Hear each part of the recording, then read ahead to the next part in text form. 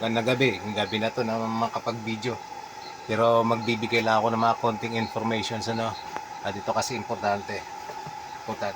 Two parts ito actually, pero unahin ko itong pinaka main topic ko ngayon. Ito kasi na ano mga tears itong dalawang circuit breakers. Ayan, dalawang circuit breakers na to. Magkaiba to ng 24 volts pareho pero magkaiba ng source o ng system kumbaga. Pero papunta sa isang inverter. Ayun. Okay. So itong dalawang switch, ito ang literal na manual transfer switch. Ano? Manual transfer switch. May nabibili na 80 di ba yung ATS, yung automatic transfer switch, meron din naman nabibili ng manual transfer switch. Pero ito literal na gumawa ako ng transfer switch manually. Kasi itong isang mahina na to, itong ginagamit namin sa umaga. Hindi makita gaan dito yung luma ng baterya. Pero yun ang ginagamit sa umaga pag malakas ang solar panel, ang solar. Pag gabi naman, dito naman maglalaro yung backup. Tulad ngayong gabi na, itong backup na to ang gumagana. Itong 100 ampere hours na nailawan ba? Oo, kita. Hmm. 100 ampere hours to na 24 volt system. So, ayan, actually ito mayroon tong gumagana ngayon na na freezer. So, ito yung pinaka-main na gusto kong ma-discuss ngayon, manual transfer switch, sariling gawa. So, ang ginagawa ko, patingin akong ilang to. Kasi mayroon pang 25 volts. Pero ang bilis niya manghina. Ililipat ko to para makita natin. Sample lang. Ito lang ginagamit sa mga, pero since meron naman konti siyang reserve pa, so buhayin ko to.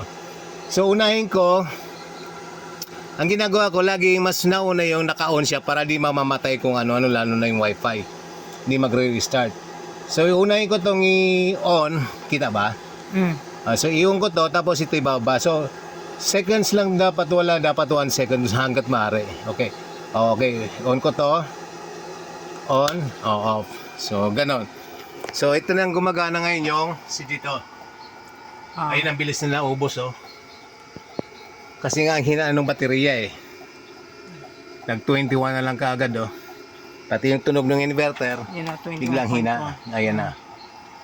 So pagpapalitin ko yung niya, itataas, unahin ko muna itaas tapos baba yung isa. Okay, so paki-focus mo nga dito Mami Earth sa reading ng ng inverter para makita yung Ayan. So itataas to halos sabay. Pero importante, mas nauna na yung on. So, i-on ko to ng una, i-delay ko ng konti yung off. Yan. Yun. Ganon. Ayan. So, dito siya sa pang-reserve sa gabi.